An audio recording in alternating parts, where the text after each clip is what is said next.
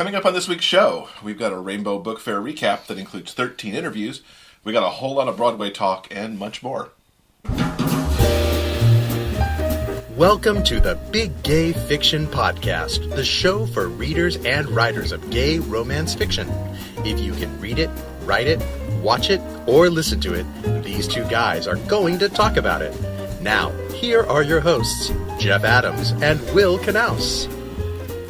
Welcome to episode 28 of Jeff and Will's Big Gay Fiction Podcast. I'm Jeff from JeffAdamsWrites.com. And I'm Will from WillKnaus.com. How you doing? I'm fine. It's been a good week. It has been, but it's been crazy busy. It's been a very busy week. And very weird because we traveled and... Yes, we did. Yeah. I got sick when we got back. The allergies, the Humboldt allergies found me, or the New York allergies. I'm not really sure which allergies I have, but they are in my nose, and I don't like it. Indeed. So if I sneeze or cough or suddenly can't talk, I apologize, and we'll just try to edit that out if it actually happens. But, the trip was good. It was. The trip was fabulous. I feel like you're just waiting to say something.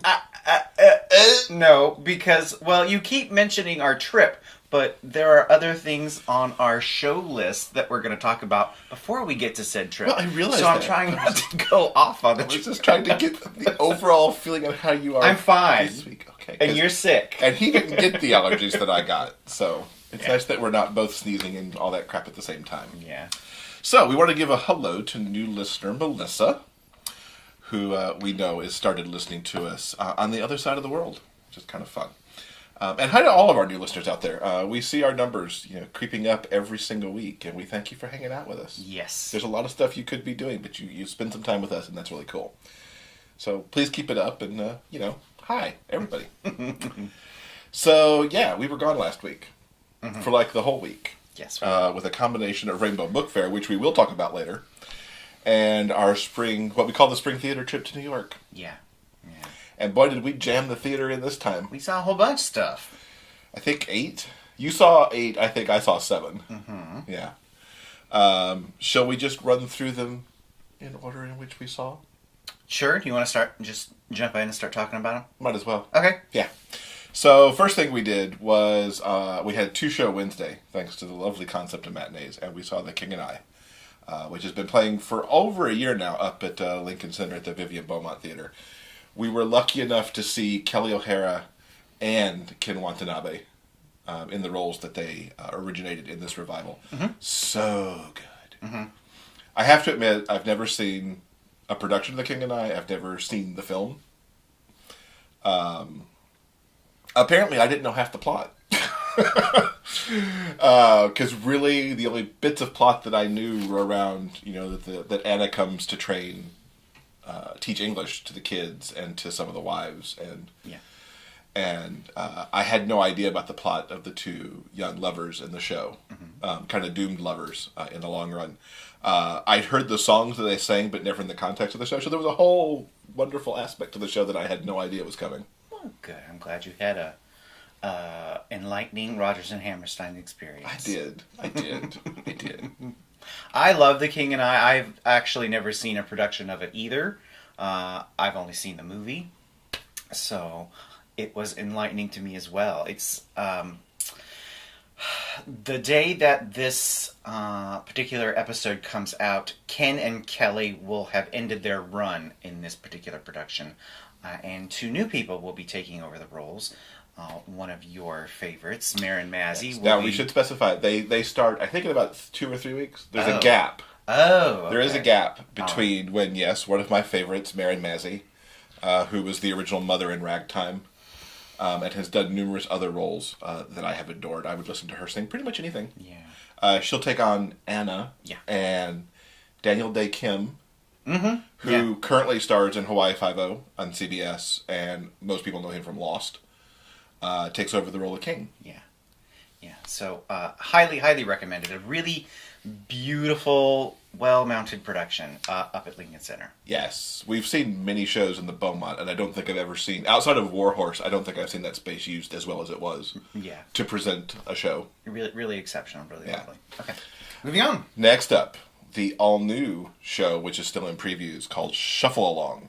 What's its subtitle? This is a really long title. It's actually, the full title of this show is Shuffle Along, or the Making of the Musical Sensation of 1921 and All That Followed. Yes. Big title.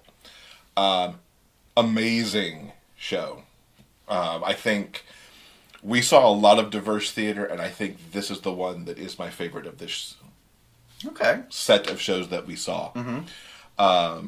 Amazing cast. Audra McDonald, 6-time Tony winner right there. Brian Stokes Mitchell. They're reuniting for the first time since Ragtime. Billy Porter, who came out of Kinky Boots to do this show. Yep. And many other fine talents.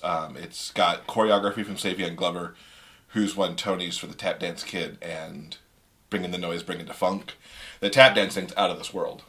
And it's just mind-blowing. And the show, which truly chronicles a real show called Shuffle Along, which is given credit for being the first all-black, produced, written, and cast musical romantic comedy. Mm-hmm. So it's about a real show. And you essentially get here almost... It's as if you're watching a movie. It'd be one of those, if this was a movie, it'd be, a documentary-style movie, because the first act is about getting the show on its feet, and the second act is what happened to all these real people following that. Yeah. And the one person that people may know out of that block of people, depending on your history, the one that I knew was Eubie Blake, because I've heard of his music. Just the whole thing just blew me away from start to finish. Yeah. Since this was in previews, the show ran... It was just a touch over 3 hours with... The intermission ran 20 minutes. Yeah. And and it was supposed to be 15 according to the playbill. The show has been trimmed way down.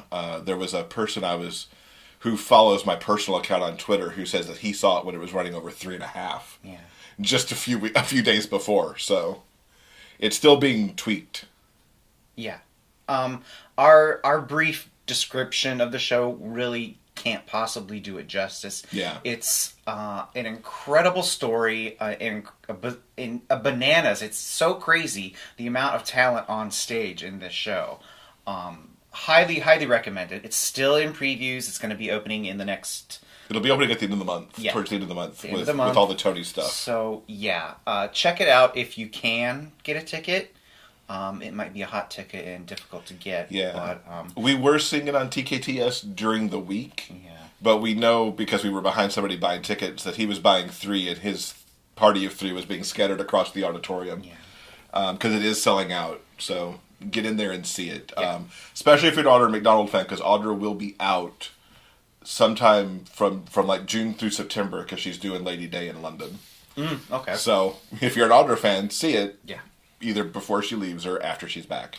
Okay, next on the theater roundup, we saw Sarah Bareilles' Waitress. Yay! Waitress is the stage musical version of the movie from...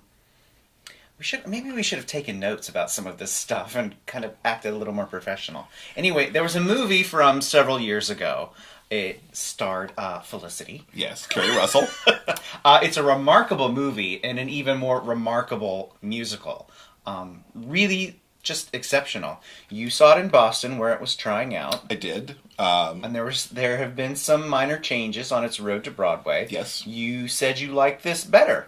I think they really took something good and they elevated it. Cool. For the most part. Yeah. Those of you who've listened to the album that Sarah put out, called What's Inside, Songs from Waitress, you'll find from the time that she's recorded that album to if you see the show or when this show's cast album comes out, that there's at least one song missing, and I didn't do a track-to-track comparison, but Door Number 3, out of there, and you don't really miss it in the show. They did do a tweak at the end. There was a scene in Boston at the very end of the show where Jenna is making pie with her daughter. It's a very quiet moment, reminiscent of the scenes you see early in the show that are essentially in Jenna's head where she's making pie with her mother. And that scene's gone, and I missed that. I don't think, if you didn't see it in Boston, you're not going to go, something's missing here. And they're still playing with it, because again, this is still in previews, and It's possible it may come back, it may not. Well, the newer Broadway ending is a little more up-tempo. It has the whole cast in it. Yes. And what I couldn't remember is if that ending also existed in Boston. Mm-hmm. If it ended with the pie scene, or if it went to the pie scene to the closing diner scene where there's everybody. Mm-hmm. There's a gap in my memory. But it's delightful. If you haven't seen the movie or don't know anything about what we're talking about, Waitress is a story about Jenna, and she works at a pie cafe, and she makes all these weird, whimsical pies that she serves to her customers, and she accidentally gets pregnant by her husband, who she can't stand. And for good reason. He's an abusive husband. He's a dick. And she ends up having an affair with her doctor. And it's just sort of her journey into, well, this sounds cheesy, but it's sort of her journey into self-discovery and,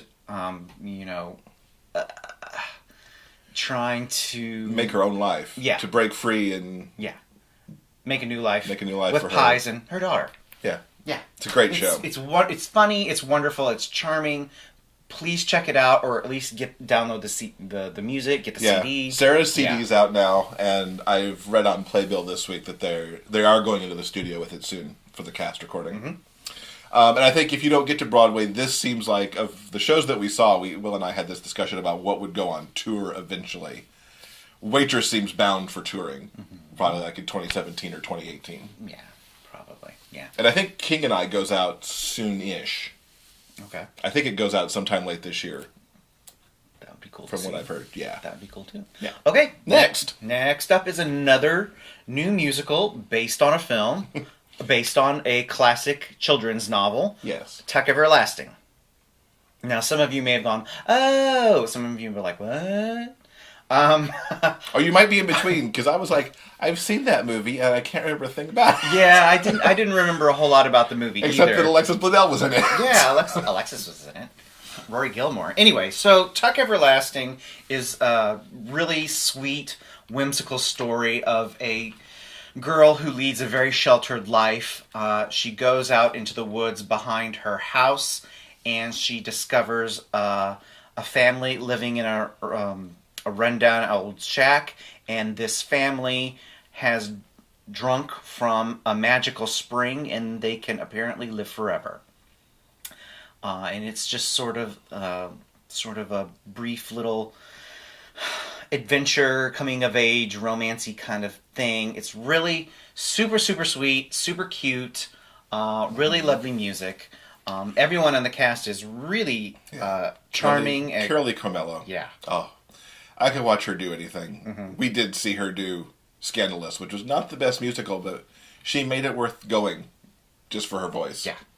She's outstanding. Andrew Keenan Bolger. Yes. Who will forever be 17, with or without the Fountain of Youth. Yeah. There was a guy that we saw in Dogfight years ago. Yeah. Really tremendous. It's sweet. It's charming. The nice thing about it, too, for a family, is that it clocks in with its intermission at just about 2 hours. So you're not out super, super late on some of those kids shows that run 2.5 to nearer to 3. Mm-hmm. Yeah. So we thought it was a delight. It'll be interesting, frankly, to see if it survives. Because it's got nobody flies, nobody... There's no witch that flies. There's no big special effect other than a cute frog that hops across the stage.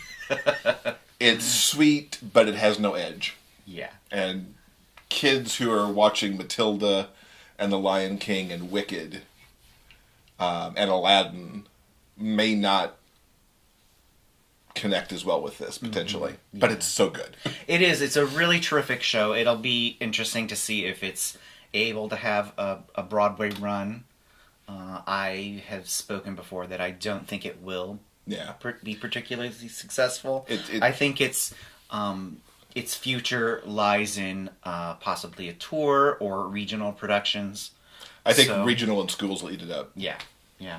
So, if you have some time and you're in New York, check out Tuck Everlasting. Really cute show, super great cast. Next, was a show I went and saw by myself because Jeff was busy at the Rainbow Book Fair, Yep. which we will talk at length about in just a few minutes.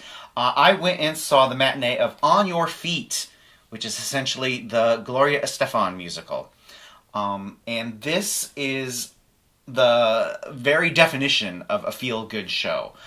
It's essentially the story of Gloria and Emilio Estefan and their love story, how they meet, creating their music, becoming, international superstars, stuff about their family and being Cuban immigrants. It's a really exceptionally well done biographical show with, exceptional, what's the word I'm looking for now? I've been using exceptional an awful lot, but we saw all really excellent, amazing shows. It's hard to come up with enough. Yeah, this On Your Feet qualifies as a jukebox musical, meaning that there is no original music in this particular show. It's all pulled from the back catalog of Emilio and Gloria's decades in music. So there's stuff in there that isn't necessarily Miami Sound Machine or... No, it's stuff I may have never heard of, but it's not original. It's their entire catalog. Nice. Okay. And what's nice is that while it's telling their story, the songs aren't intrusive or strange. Like some jukebox musicals, the songs kind of feel shoehorned in. Mamma Mia, like looking at you. Like Mamma Mia, where they just kind of shove those hits in and it doesn't necessarily make sense to the story. This is the opposite end of the spectrum. They really use the songs at a really lovely, intelligent way.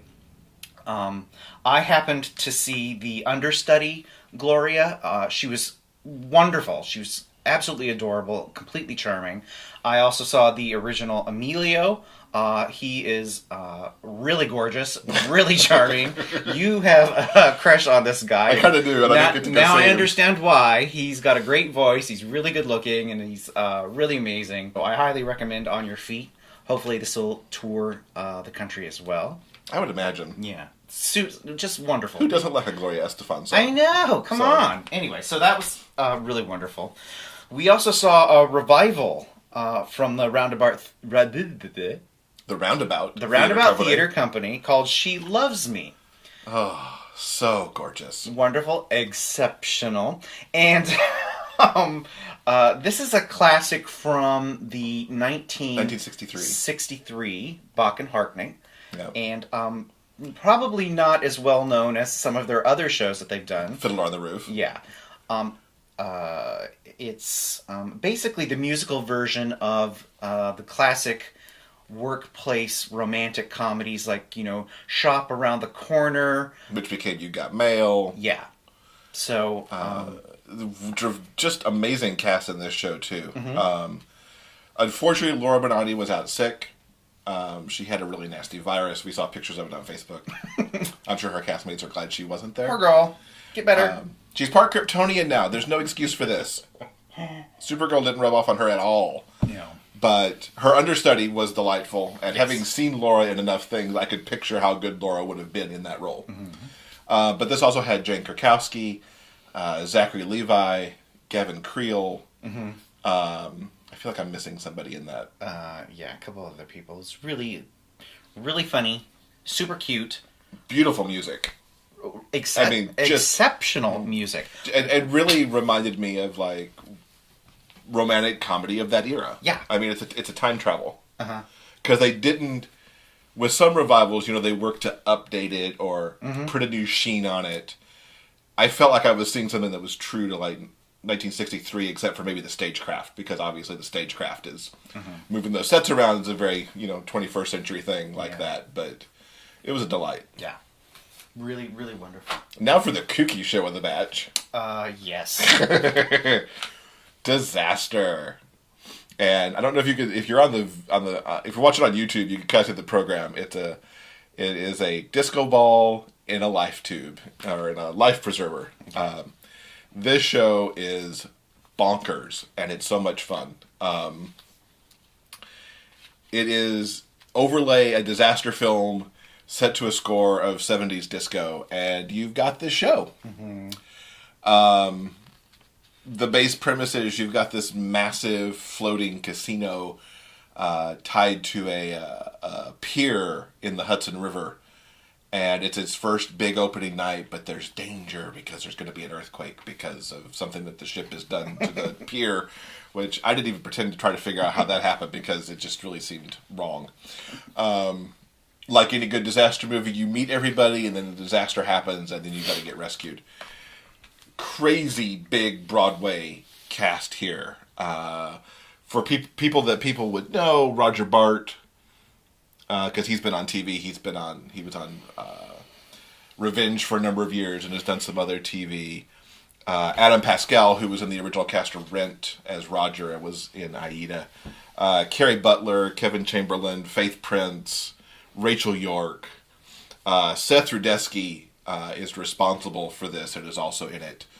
He's got a show on, I think it's Sirius, right? Sirius XM, where he talks about Broadway a lot. He's also a columnist for Playbill and does a lot of music arranging, I believe, as well for Broadway. Yeah. Max Crum, who, if you remember from years ago, won Grease, You're the One That I Want, when NBC had the big casting call for Grease. Over a decade ago now, I think. Yeah. That was.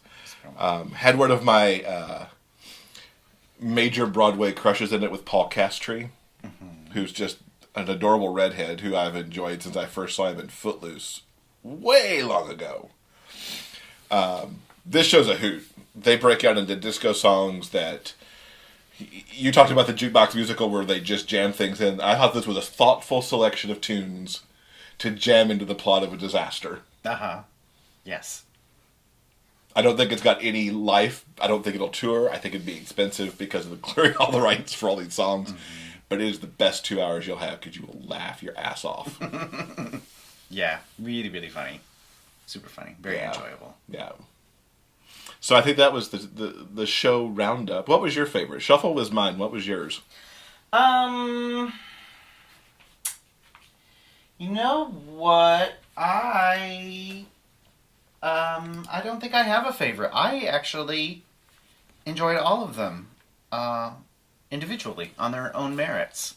I think they all offered something really unique and special, and I loved every single one of them, frankly. Yeah, I really did too. Shuffle just went a little bit above and beyond for me. I think a lot of it was the tap dancing that did it, because that wasn't just simple tap dancing. That was a lot of people tap dancing in unison. It was almost like you were at Stomp, just because of the force of the tap that was going on. And I like a good percussion. So Yes, you do. yeah. Okay. So I think we're moving on now. Yes, let's move on to something else now. April, as you know, is Autism Awareness Month, and we've been talking about that the last couple of episodes. We met up with Tammy Middleton at Rainbow Book Fair to talk to her for a couple minutes about what this means to her. Okay. It's Autism Awareness Month. Yes. Tell us a little bit about the author sign-off auction that you're running. It's an auction I run every year in April where authors donate swag. It's mostly books. There's signed books and stuff. Some add gift cards and things. Publishers add gift cards, and all of the proceeds go to Autism Awareness. How many years have you been doing this? This is the 4th year. Yeah. And how much, for example, did you make last year? Last year was almost $1,000. The first year was only like $150, so every year it gradually grows. This year, it's banking already. There's a lot of good bids, but I got probably twice as many books as last year donated from authors. Yeah. And even from publishers. Yes. And this year's for authors specifically. The author-specific things, this year's the first year, yeah. Enticing Journey is doing some tour stuff.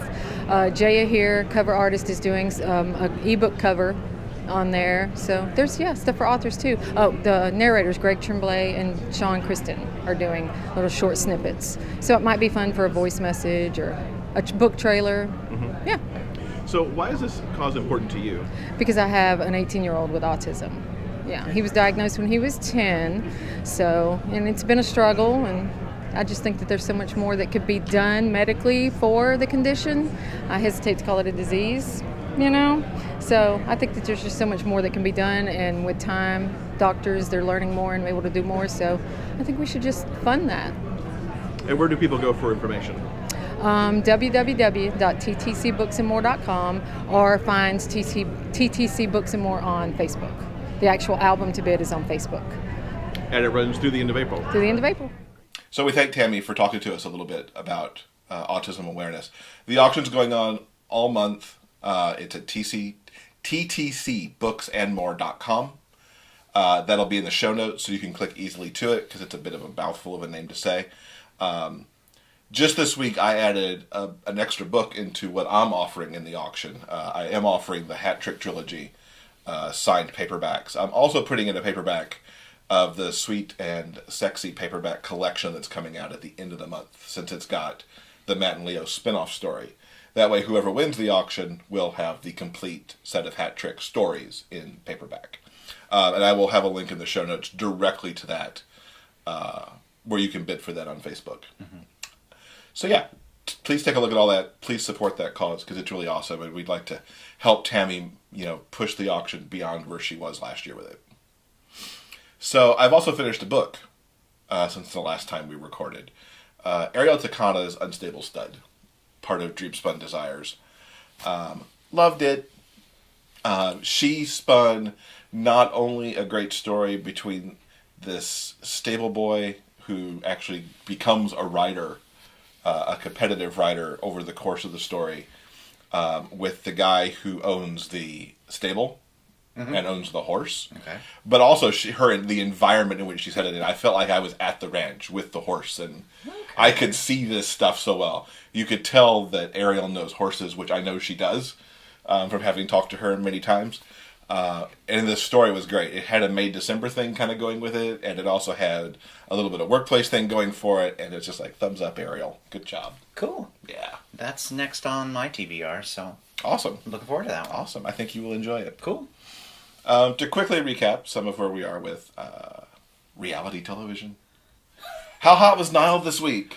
Oh my God. Oh my God. He did a Tarzan Samba with PETA. And let's just say that if you haven't seen Nyle in a loincloth, you're missing out. Yeah. It was Disney Week on Dancing with the Stars this past Monday. And theme weeks can be a very mixed bag. Usually they're pretty terrible. Just because let's face it. This is Dancing with the Stars, so the cheese factor is a little high to begin with. Yeah. And theme weeks can be extra super cheesy, and not in a good way cheesy. They're usually kind of horrible. Well,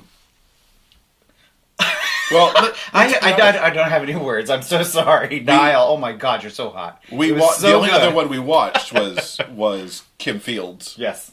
And she was delightful. Charming. Although I can't remember what she did. Funny. But Nyle, holy crap. Not only was his dance good technically, and he continues to astound on that, but he was in a loincloth. Mm-hmm. Oh my God. Yeah. That'll be in the show notes. You can see it on YouTube. Whether you need to watch it for the first time or perhaps rewatch it. Mm. Again and again and again. Yeah. Okay. And The Voice went top 12 this week. Yes. Or they whittled down to the 12.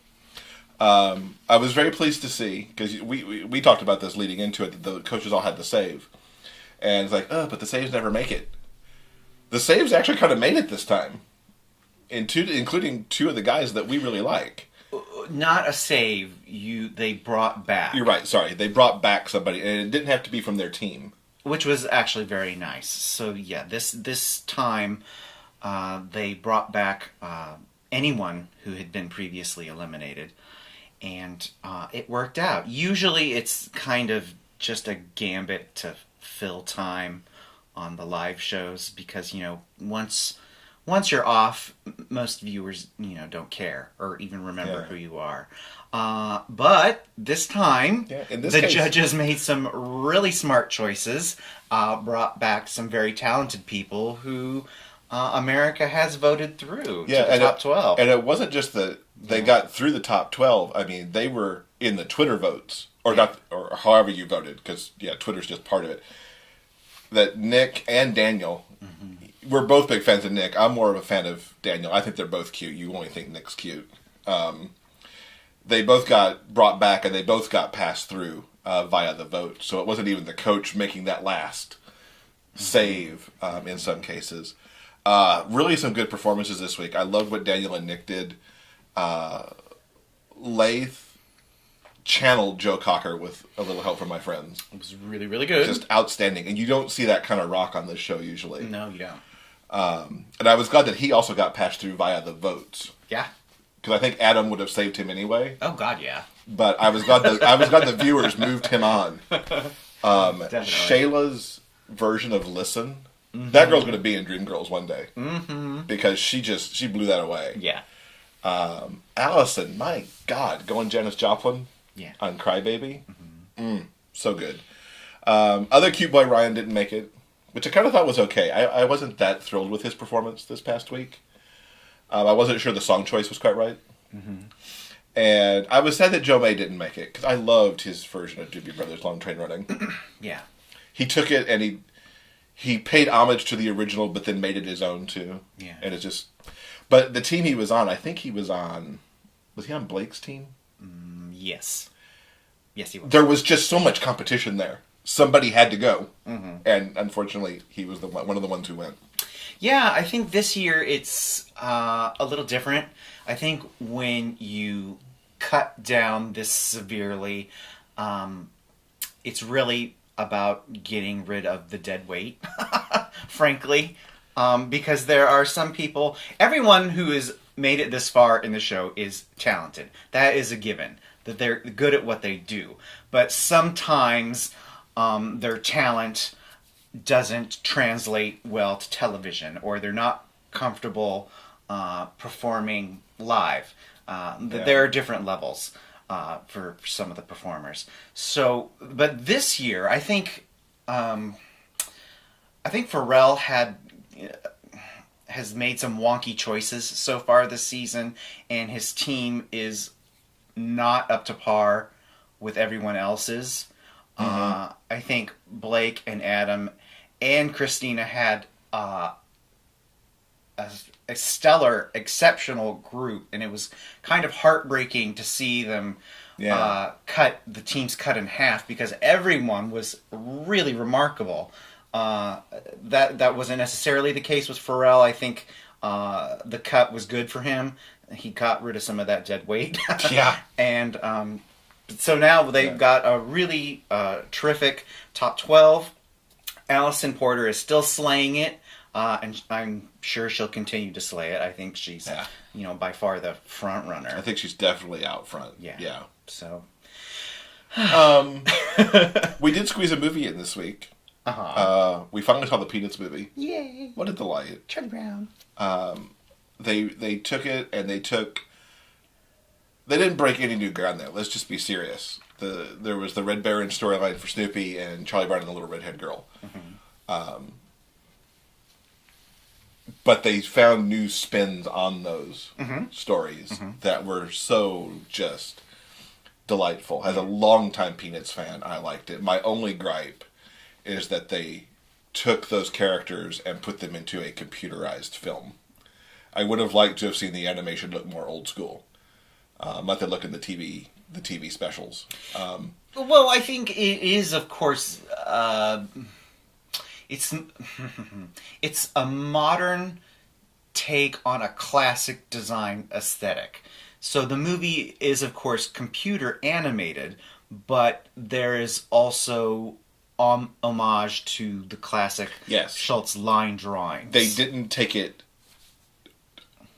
a long way away from it. Correct, yes. But I would have liked it to have been more like the more recent... flat. Well, or at least more like the more recent Winnie the Pooh movie that came out a couple years ago, where that looked like the classic A.A. Milne movies that we'd seen in the past, but you could tell it was updated a little bit. Mm-hmm.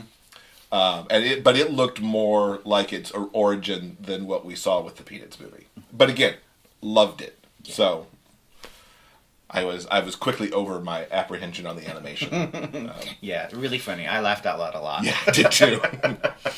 I did too. And it was really a nice take on Charlie Brown. I don't want to give a spoiler, but it's Charlie Brown really unlike you've seen him before in a lot of ways, I thought.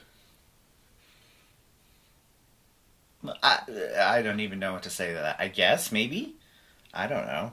It's hard for me to talk about it and not give spoilers on it. Whatever. Okay. Yeah. It was really that good. was my feeling. That it was Charlie Brown has some nuances that I don't feel like we've seen before in either the specials or in the comic strip. Okay. But really nice additions. It's Stanley Cup time. Stanley Cup playoffs started this week. Stanley what? What is Yeah. Stanley doing? No, Yes. I'm kidding.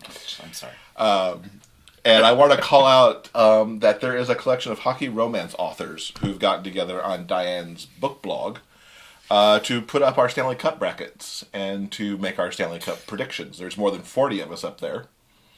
Very happy to be in that group. You can check it out at dianes-book.blogspot.com or just go to the show notes for episode 28. We'll link directly to it.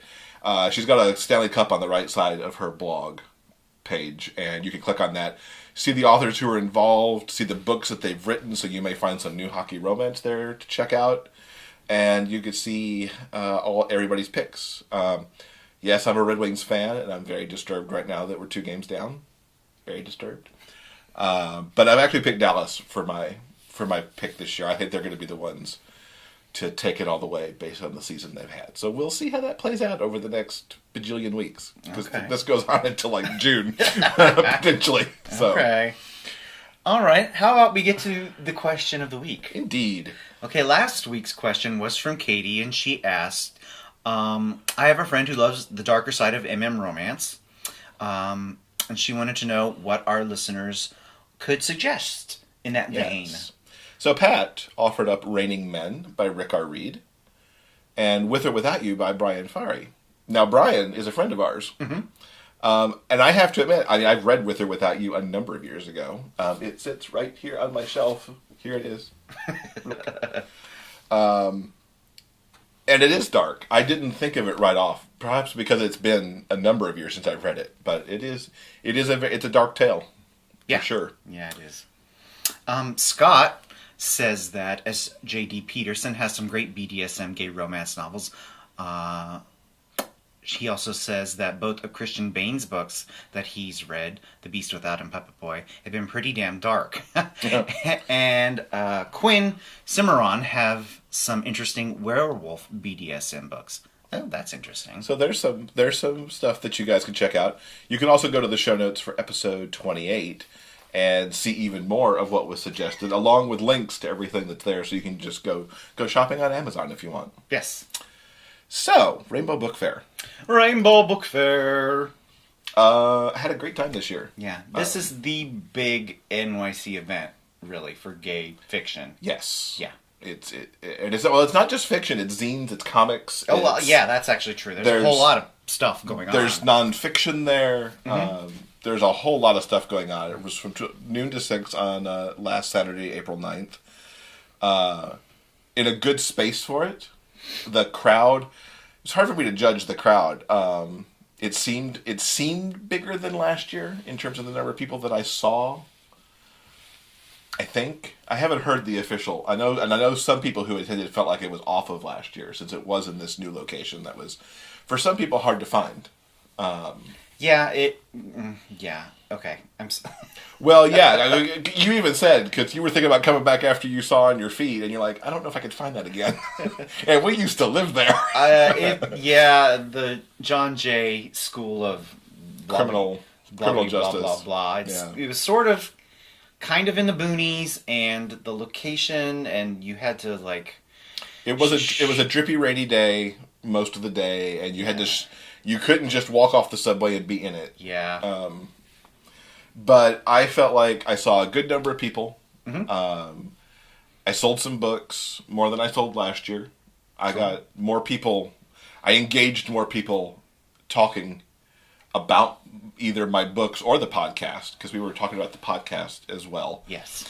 And I had my elevator pitch down more this year. I knew exactly what I was saying about the Hat Trick books.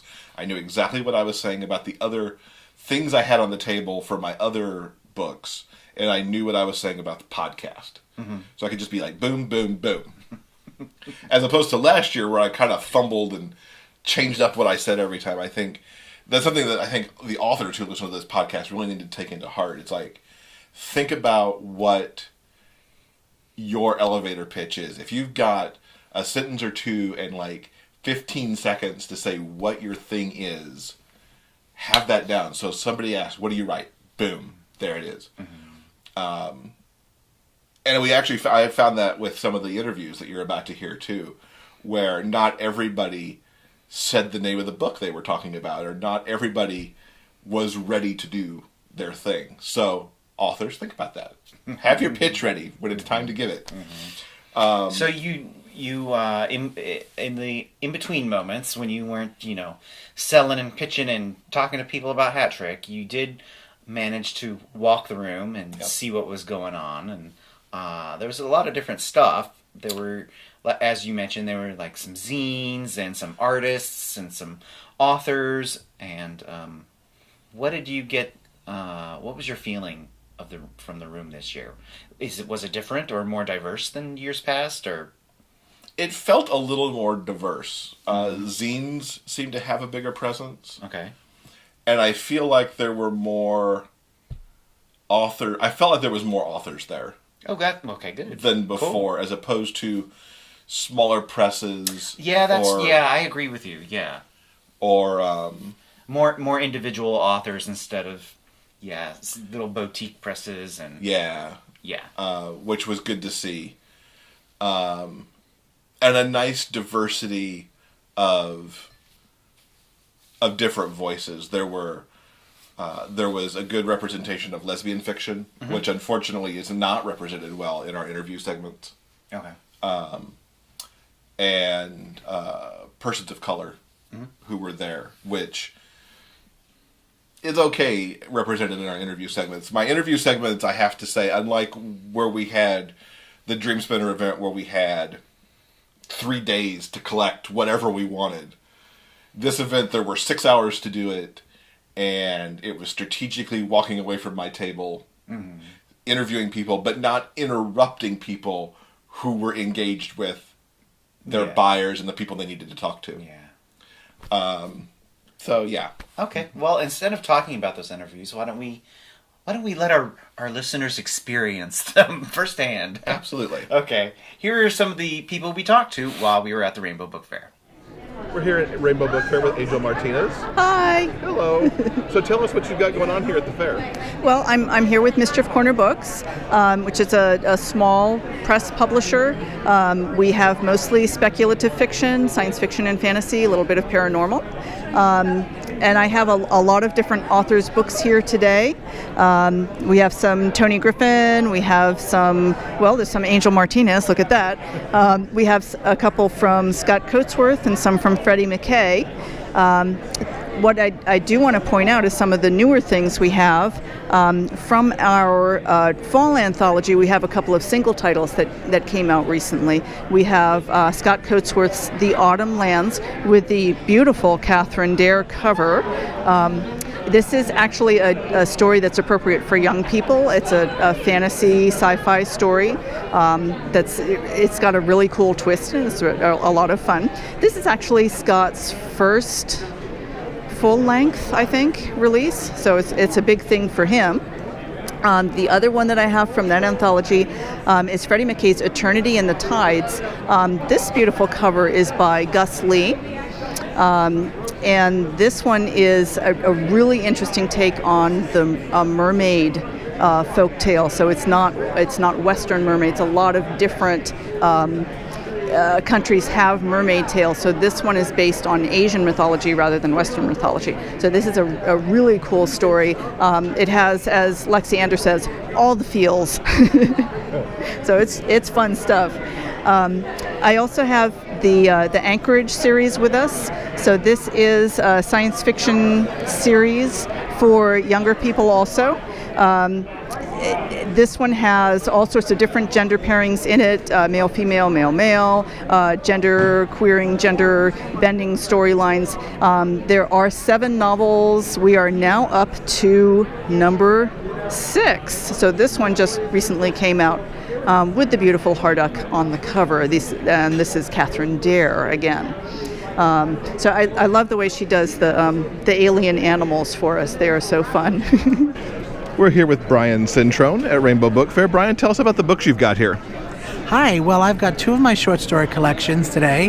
One of them is called Erotica, and it's my collected erotic fiction, 7 short stories with also artwork paired by 4 different artists. Very literary erotica, lots of different themes, pirates, baseball, some travel, frat stories, dating app. And I'm also here with my short collection called I Voted for Biddy Schumacher, 3 short stories of literary fiction from early in my career. And that's also illustrated, but that's by one artist called Luke Curtis. And it's all through New Lit Salon Press, which are a small micro press that focuses on words and art. Hi, I'm Luke Curtis. This is my zine, Kissing Hedwig. It's basically my story of coming out of the closet, coming of age, and making out with Darren Criss. So it's a bit of a mashup of memoir and Hedwig and the Angry Inch fanzine, and it's handmade, hand-bound, hand-stamped. It's made with a lot of love, so I think readers will really enjoy it. We're here with Joseph Anthony. Joseph, tell us what you're up to these days. Well, I'm basically promoting my new book, The Alphabet of Dating. It's basically focuses on how everyone has their own alphabet of people that we've dated that makes up our own quest for love. So it's initialed entries about, and there's stories about the relationships. So if someone dates someone with the initials AB, they're filed in their alphabet under AB, and the story is told alphabetically and not chronologically, so you sort of get a good mix as to what each relationship teaches us. And I tried to capture sort of like some universal truths, like luck always plays its part.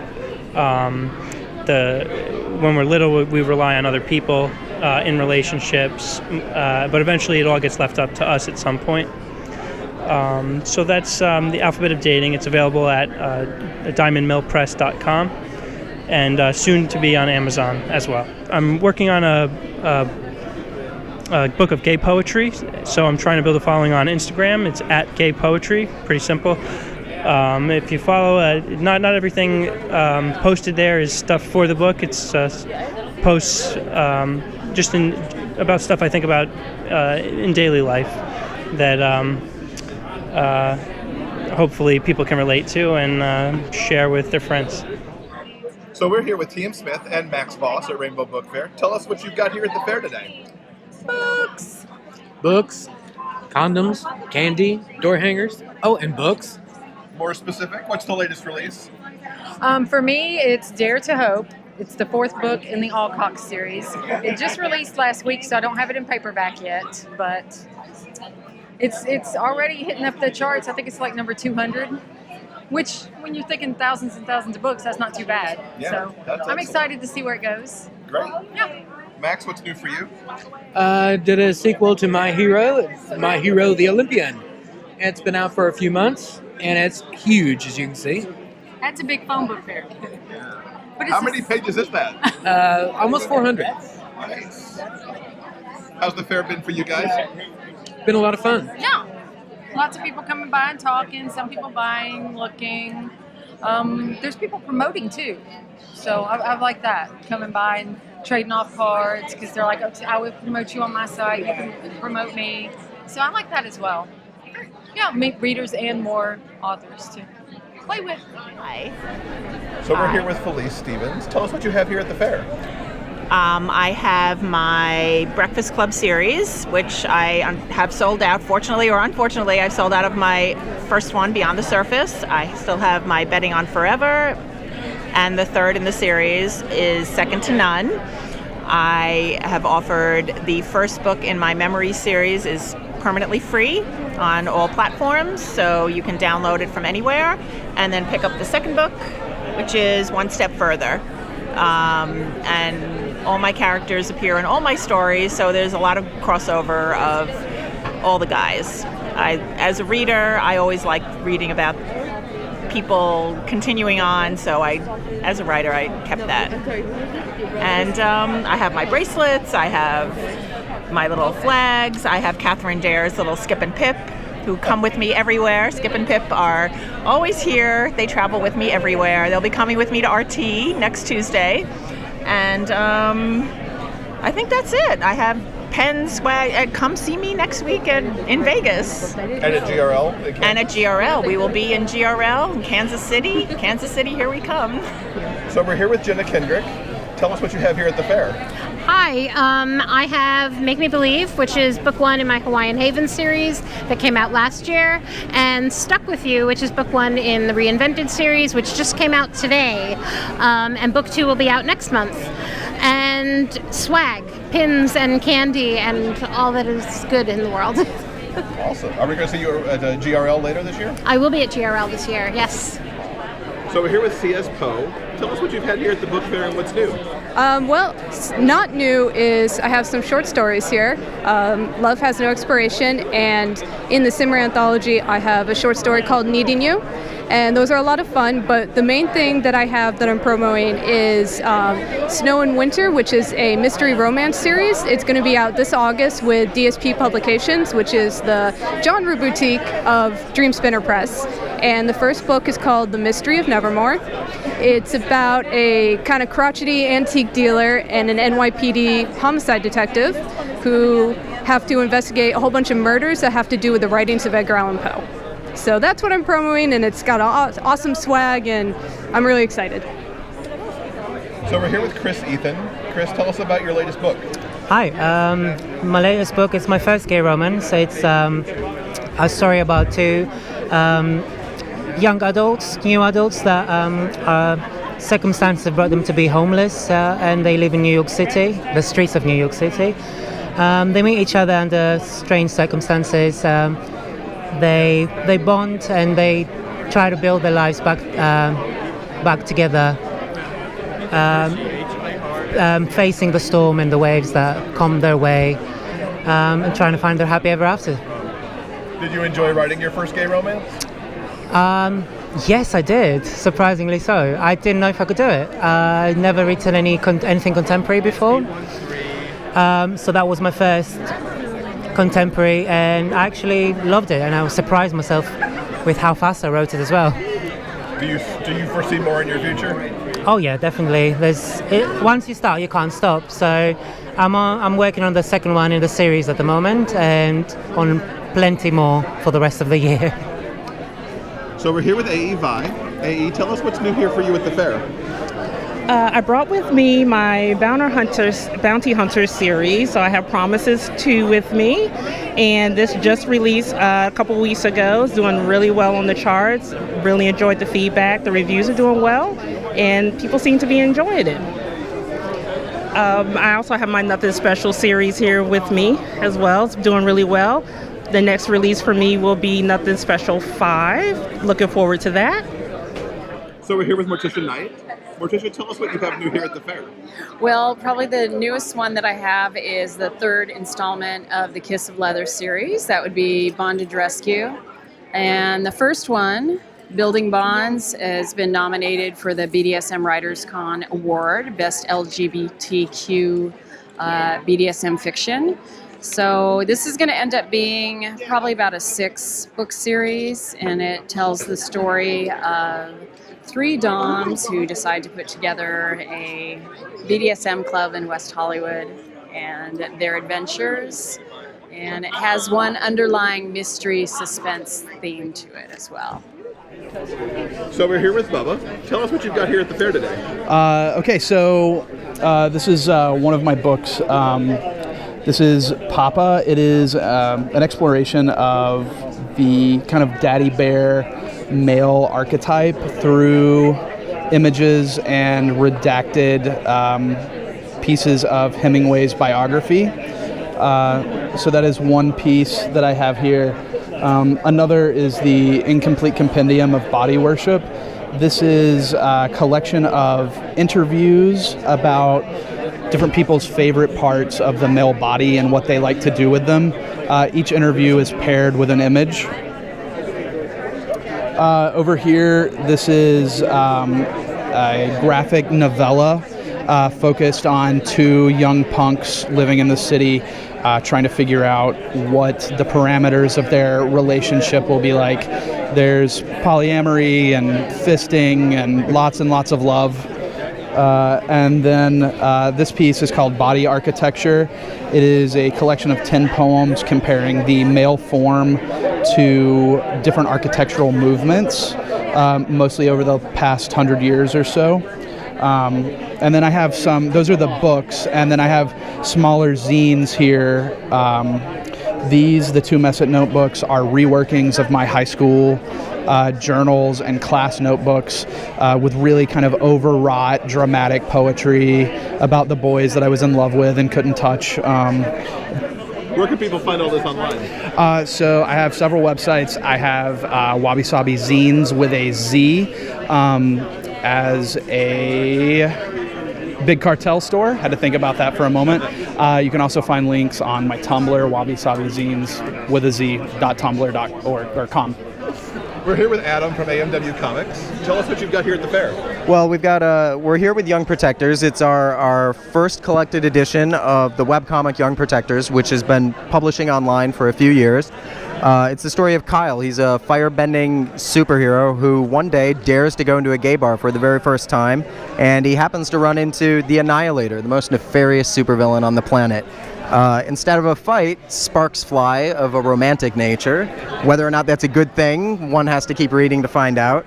And we're really proud of it. We're really happy with it. We're just selling it now at conventions and book fairs and events like this. It was Kickstarter funded.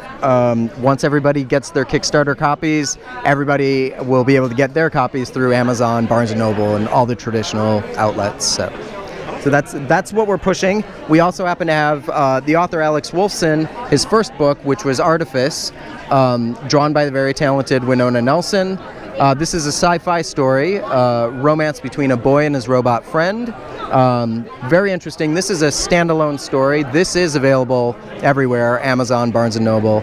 And it's a Lambda Award nominated book, and it's done very well for us. So there you go. That's the people we talk to. And everything that is mentioned in those interviews is all linked up to on the show notes for episode 28 at biggayfictionpodcast.com. Cool. So for most of the books, they'll link you up to Amazon, or I'll tell you that you're going to be linking to specific people's websites for books that may not quite be out yet, and things like that. So make sure you check all that stuff out. And if you want to check out everybody who exhibited, you can still go to rainbowbookfair.org and see the exhibitors list. Cool. That is still there. Okay. Because it was some good stuff this year. Yeah. So that'll do it for this week, I think. Well, we should make a mention that we're retiring. Question of the week. Yes. We have run out of questions. As we've gotten past, 26 episodes, 27 episodes, we're like, yeah, it's harder to come up with questions. But we have a groovy news segment that's going to debut in the first week of May. Yeah. So that's something to look forward to. But we did want to just let you know we didn't forget the question of the week. It's just not going to be here anymore. Well, it'll make sporadic returns, and the news segment yeah. will have a chance for our audience to interact anyway. Yeah, yeah. So, yeah, we're excited about that. Good stuff. You'll find out about that in a couple weeks. Mm-hmm. So, yeah. So that does wrap it up for us. Next week, one of the things we did while we were in New York was talk to the guys who run the Bureau of General Services Queer Division, which is a combination bookstore, art gallery, and event space that is housed inside the LGBT Center in New York. Yeah. Donnie and Greg are pretty awesome, and they've taken on a ginormous task at a time when bookstores are really not the thing you want to necessarily start up, as you've heard us talk about recently. Yeah. So we're going to have their story next week, from how they began as a pop-up in the village to being a space inside the center. Yeah. I love talking to them. They were a hoot. Yeah. So much fun. I loved them to pieces. So. Yeah. It was great that they were able to take the time to talk to us. So that will do it for this week. Please think about leaving us a review on iTunes or wherever you listen to our podcast, because that'll help us get in front of more people who may be interested in the podcast. Yes. And in the meantime, we will see all of you back here next week. See you next time, guys. Thank you for listening to Jeff and Will's Big Gay Fiction Podcast. For detailed show notes, go to biggayfictionpodcast.com.